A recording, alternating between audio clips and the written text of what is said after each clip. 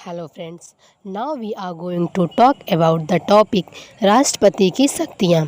राष्ट्रपति की शक्तियों में है पहला प्रशासनिक शक्ति। देखो प्रशासनिक शक्ति में क्या है कि संघ की कार्यपालिका का प्रशासन राष्ट्रपति के नाम से चलाया जाता है। हम जितने भी अंतर्राष्ट्रीय समझौते करते हैं वह सब राष्ट्रपति के नाम से होते हैं। तो भारत का राष्ट्रपति निम्न पद अधिकारियों की नियुक्ति करता है: प्रधानमंत्री, संघ का मंत्रिपरिषद, राज्यों के राज्यपाल, सर्वोच्च और उच्च न्यायालय के न्यायाधीश, महान्यायवादी, महाअधिवक्ता, नियंत्रक एवं महालेखा परीक्षक, संघ लोक सेवा आयोग का अध्यक्ष एवं सदस्य, मुख्य निर्वाचन आयुक्त एवं निर्वाचन आयुक्त, वित्त आयोग के अध्यक्ष, केंद्र सचिव, राज्य की भाषा आयोग के अध्यक्ष, SC/ST जनजाति आयोग के अध्यक्ष, अल्पसंख्यक आयोग के अध्यक्ष, भारतीय राजदूत, भारत के सैन्य बलों के प्रमुख अध्यक्ष इत्यादि प्रशासनिक शक्तियों में सब राष्ट्रपति के नाम से होता है। नियुक्ति राष्ट्रपति करता है। अब हम दूसरी शक्ति की बात करें, विधायिक शक्ति। विधायिक शक्ति जो है अनुच्छेद 79 में वर्णन है। अनुच्छेद 79 के तहत भारत की संसद, लोकसभा और राज्यसभा और राष्ट्रपति से मिलकर बना होता है। भारत की संसद, लोकसभा, राज्यसभा और राष्ट्रपति से मिलकर बना होता है। राष्ट्रपति संसद का अभिन्न अंग होता है। अनुच्छेद 85 के तहत राष्ट्रपति संसद के दोनों सदनों को सत्र के लिए बुलाता है। कभी भी दो सत्रों के बीच की अवधि 6 महीने से ज़्यादा नहीं हो सकती। एक साल में 3 सत्र होता है: बजट सत्र, मानसून सत्र, शीतकालीन सत्र।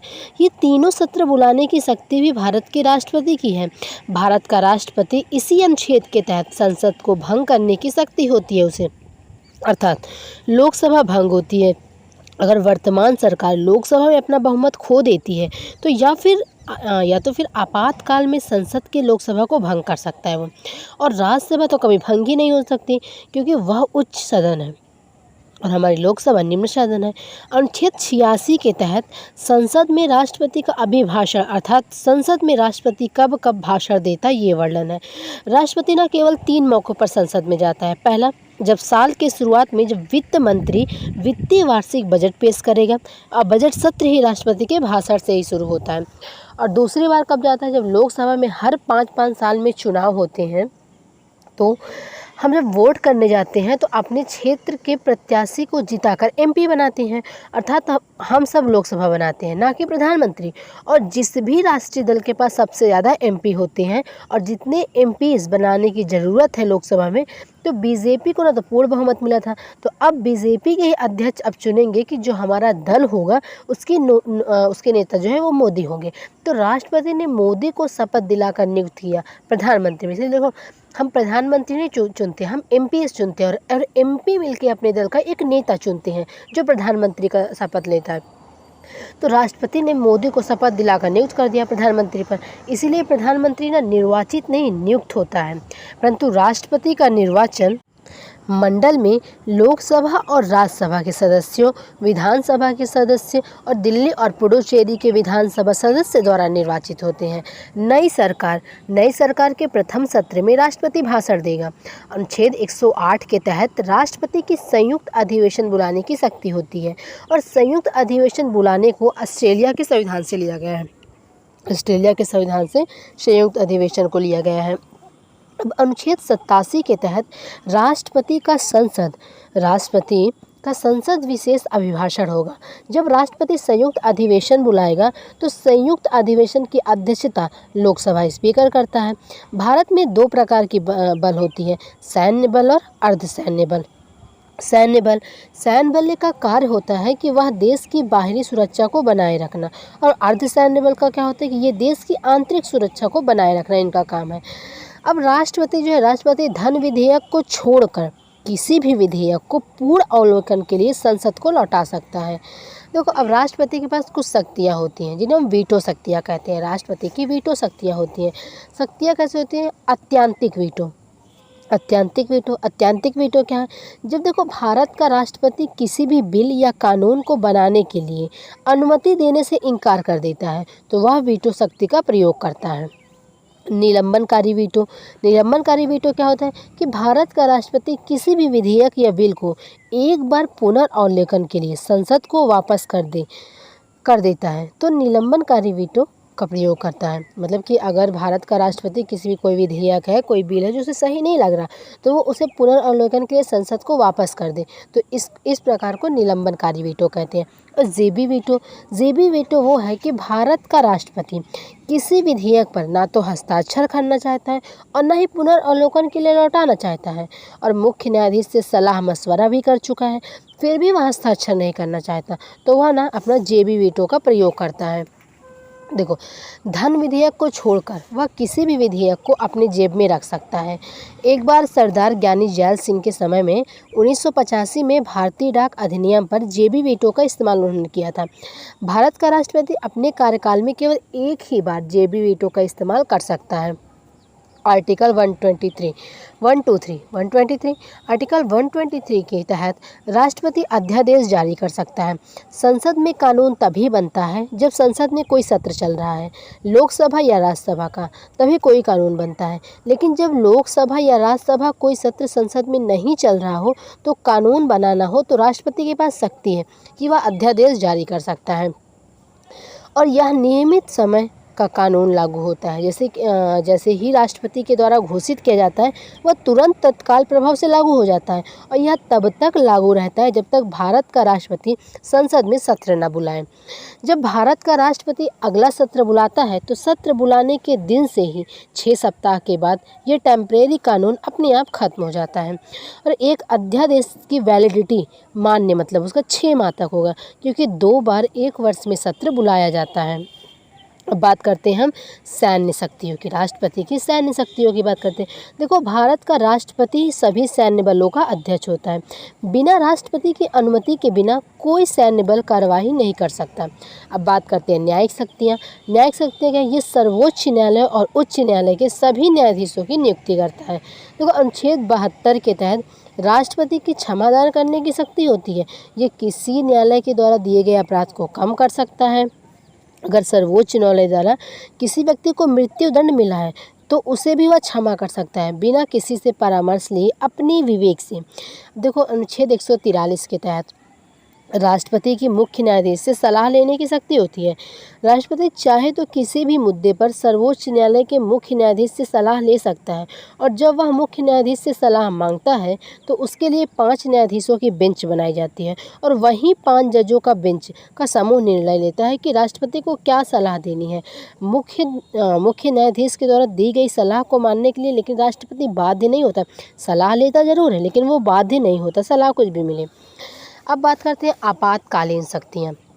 आपातकालीन शक्तियाँ क्या हैं, इसका वर्णन अनुच्छेद 352 में है। देखो, अनुच्छेद 352 के अनुसार अकॉर्डिंग टू आर्टिकल 352 राष्ट्रीय आपातकाल की घोषणा कर सकता है। ठीक, अगर हमारे देश में कोई बाहरी आक्रमण हो जाए, या फिर हमारे देश के लोग भारत सरकार के खिलाफ विद्रोह कर दें, सशस्त्र बल के साथ सड़कों पर आ जाए, तो भारत का राष्ट्रपति अपने मंत्रिपरिषद की सलाह से आपातकाल जारी कर सकता है। आपातकाल की स्थिति में भारत के नागरिकों से उनके मौलिक अधिकार छीने जा सकते हैं। देखो, आपातकाल की स्थिति में ना आर्टिकल 19 को निरस्त किया जा सकता है, और आपातकाल की स्थिति में ना निरस्त होने वाला अनुच्छेद 20 और 21 है। तो अब बात करते हैं संघ के मंत्रिपरिषद की। आर्टिकल 74 मतलब 74 के अकॉर्डिंग राष्ट्रपति को सलाह देने के लिए संघ की मंत्रिपरिषद होगी। राष्ट्रपति अपने हर काम के लिए वह संघ की मंत्रिपरिषद का सलाह लेता है, और संघ का मंत्रिपरिषद का नेता भारत का प्रधानमंत्री होता है। अब बात करते हैं आर्टिकल 75। प्रधानमंत्री की नियुक्ति ना राष्ट्रपति करता है, और संघ की मंत्रिपरिषद की नियुक्ति राष्ट्रपति के द्वारा प्रधानमंत्री की सलाह पर करता है। मंत्रियों की समिति 3 प्रकार की होती है, केंद्रीय मंत्री, राज्य मंत्री और उप मंत्री। देखो, केंद्रीय मंत्री में क्या होता है कि यह मंत्रियों की समिति होती है जिसमें महत्वपूर्ण विभाग होते हैं। एक ही व्यक्ति एक से अधिक विभागों का मंत्री हो सकता है। राज्य मंत्री में क्या होता है, यह केंद्रीय मंत्री के अंतर्गत ही कार्य करते हैं।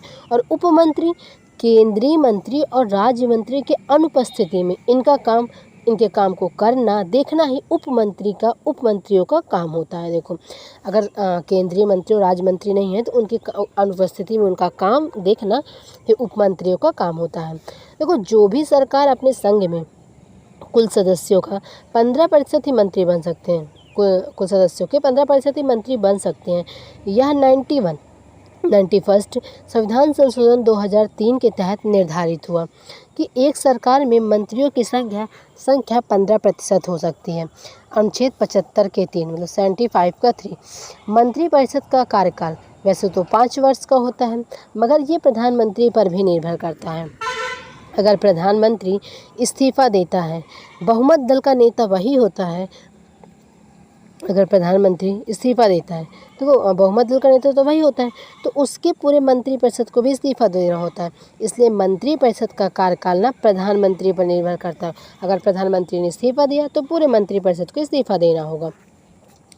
अब हम बात करते हैं प्रधानमंत्री के कर्तव्य की। प्रधानमंत्री के कर्तव्य का वर्णन अनुच्छेद 78 मतलब 78 में है। अनुच्छेद 78 के अकॉर्डिंग प्रधानमंत्री का कर्तव्य है कि वह संघ की कार्यपालिका के प्रशासन की जानकारी राष्ट्रपति को दे। प्रधानमंत्री निम्न लोगों की नियुक्ति में राष्ट्रपति को सलाह देता है: महान्यायवादी, महाधिवक्ता, नियंत्रक एवं महालेखा परीक्षक, भारत के मुख्य न्यायाधीश, वित्त मंत्री का अध्यक्ष, मुख्य निर्वाचन आयुक्त, संघ लोक सेवा आयोग का अध्यक्ष।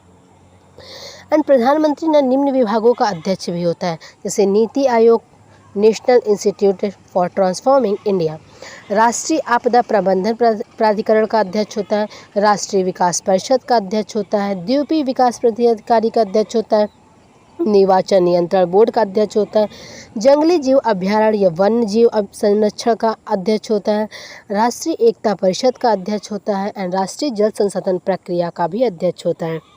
देखो, इन सभी विभागों का अध्यक्ष प्रधानमंत्री होता है। अब हम बात करते हैं उप प्रधानमंत्री, डिप्टी प्राइम मिनिस्टर। देखो ये क्या है, यह उप प्रधानमंत्री का पद संवैधानिक नहीं होता, मतलब संविधान में नहीं है, संवैधानिक नहीं है। भारत के संविधान में इस पद के बारे में कोई जिक्र नहीं है, मगर प्रधानमंत्री चाहे तो अपनी सहायता के लिए या अपनी अनुपस्थिति पर उप प्रधानमंत्री रख सकता है। समय समय पर उप प्रधानमंत्री हुए हैं। सबसे पहले उप प्रधानमंत्री 1947 से 50 तक जिन्होंने काम किया, सरदार वल्लभ भाई पटेल जी थे। सरदार वल्लभ भाई पटेल के बाद फिर गुलजारी लाल नंदा बने, जो 2 बार उप प्रधानमंत्री बने। मोरारजी देसाई थे, जिन्होंने 1966 में वो भी उप प्रधानमंत्री बने। चौधरी चरण सिंह एंड बाबू जगजीवन राम थे उप प्रधानमंत्री। YV चौहान थे उप प्रधानमंत्री। चौधरी देवीलाल बनी थी उप प्रधानमंत्री। श्री लाल कृष्ण आडवाणी 2002 में, यह अभी तक के भारत के सबसे आखिरी उप प्रधानमंत्री रहे। उसके बाद से उप प्रधानमंत्री नहीं बनना भाई कोई भी। अब हम बात करते हैं अनुच्छेद 76, अनुच्छेद 76 मतलब भारत का महान्यायवादी। अनुच्छेद 76 में भारत के महान्यायवादी के बारे में वर्णन है। भारत का महान्यायवादी यह भारत का प्रथम विधि अधिकारी होता है। इसका पद भारत के मुख्य न्यायाधीश के बराबर है। इसकी योग्यताएं सर्वोच्च न्यायालय के न्यायाधीश की ही तरह होती हैं। देखो, भारत सरकार का अधिवक्ता भारत का महान्यायवादी होता है। जब राष्ट्रपति पर महाभियोग लगता है तो उसकी वकालत महान्यायवादी करता है। इसका काम होता है यह देखना कि भारत में संविधान का पालन होता है कि नहीं। मुख्य न्यायाधीश की शक्तियों की अपेक्षा एक शक्ति भारत के महान्यायवादी के पास ज़्यादा होती है, जो इसे शक्तिशाली बनाती है, और वह है अनुच्छेद 88। ये किसी भी समय लोकसभा और राज्यसभा सर्वोच्च न्यायालय में जाकर बैठ सकता है। ये वहाँ जाकर बहस भी कर सकते हैं, पर बिल पर मतदान नहीं कर सकता।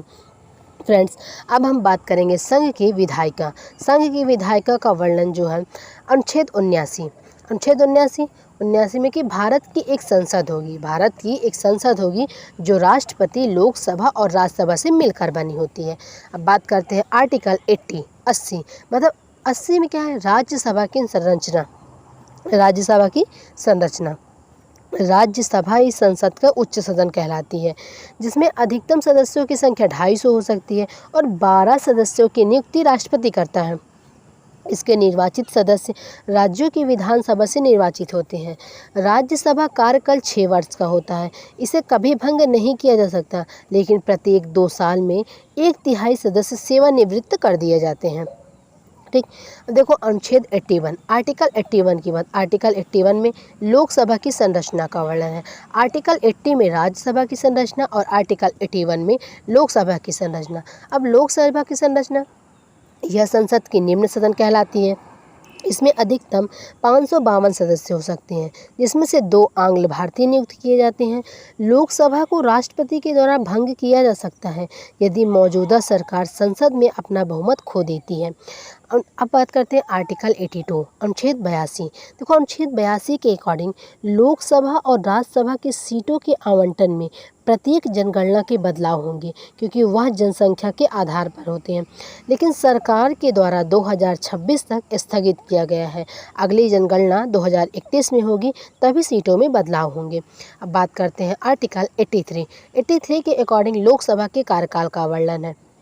लोकसभा का कार्यकाल मतलब नई सरकार के प्रथम सत्र से यह 5 वर्ष के लिए होता है और आपातकाल की स्थिति में इसे अधिकतम मैक्सिमम 1 साल के लिए बढ़ाया जा सकता है।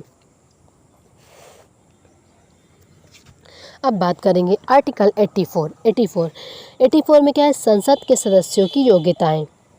संसद के सदस्यों की योग्यताएं, संसद के सदस्य की योग्यताएं क्या होनी चाहिए। पहला, वह भारत का नागरिक होना चाहिए, वह पागल या दिवालिया नहीं होना चाहिए, वह किसी लाभ के पद पर ना हो। लोकसभा का सदस्य बनने के लिए न्यूनतम 25 वर्ष आयु होनी चाहिए और राज्यसभा का सदस्य बनने के लिए न्यूनतम 30 वर्ष आयु होनी चाहिए।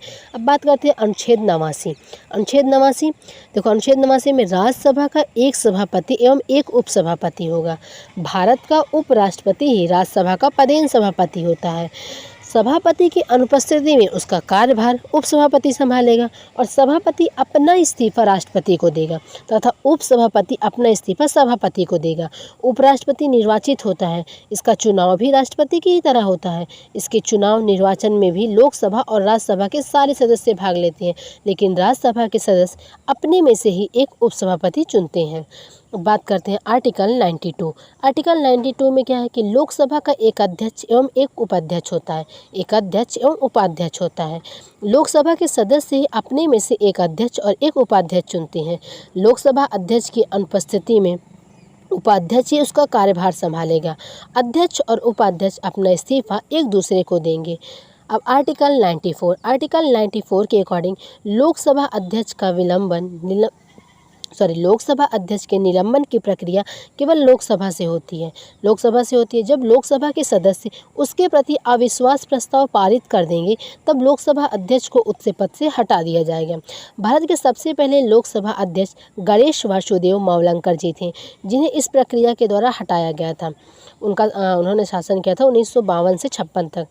वो भारत की प्रथम महिला लोकसभा अध्यक्ष मीरा कुमार जी थी और भारत के लोकसभा अध्यक्ष जिनके कार्यकाल के दौरान ही मृत्यु हो गई थी, GMC बालयोगी, जिन्होंने 1998 से 2002 तक शासन किया था। अब बात करते हैं अनुच्छेद 100, आर्टिकल 100 की। आर्टिकल 100 वर्णन करता है संसद की गणपूर्ति की। देखो संसद की गणपूर्ति में क्या है कि संसद में सत्र शुरू करने के लिए न्यूनतम सदस्यों की उपस्थिति ही संसद की गणपूर्ति होती है। इसमें 1/10 सदस्य या 10% सदस्यों की उपस्थिति होगी। अगर लोकसभा में 10% सदस्य कुल सदस्य में से नहीं है, तो लोकसभा अध्यक्ष द्वारा स्थगित कर दिया जाएगा। और ऐसे ही राज्यसभा में 250 सदस्यों का 10% सदस्य होने चाहिए, तभी राज्यसभा के संसद का सत्र शुरू होगा, अन्यथा स्थगित कर दिया जाएगा। अब बात करते हैं आर्टिकल 101 अनुच्छेद 101 का। अनुच्छेद 101 के अकॉर्डिंग संसद के सदस्यों की अयोग्यताओं का वर्णन है। देखो संसद के सदस्यों की अयोग्यताएं मतलब अगर वह भारत का नागरिक ना हो तो वह संसद के सदस्य बनने के अयोग्य है। अगर वह किसी लाभ के पद पर हो तो वह अयोग्य होगा। अगर कोई सांसद लगातार 60 दिन तक संसद के सत्र में अनुपस्थित रहेगा तो वह संसद की सदस्यता के अयोग्य माना जाएगा और राष्ट्रपति के द्वारा उसकी सदस्यता निर्वाचन आयोग की सलाह पर रद्द कर दी जाएगी। देखो राष्ट्रपति के द्वारा जो उसकी सदस्यता है निर्वाचन आयोग की सलाह पर रद्द की जाएगी, इसका वर्णन अनुच्छेद 102 में है। बात करते हैं अनुच्छेद 103 की। तो अनुच्छेद 103 के अकॉर्डिंग अगर सदस्यता रद्द होने के बाद भी कोई सांसद सत्र में आएगा तो उससे प्रतिदिन 500 रुपये जुर्माना वसूल किया जाएगा। फ्रेंड्स, अब हम बात करते हैं विधेयक मीन्स बिल।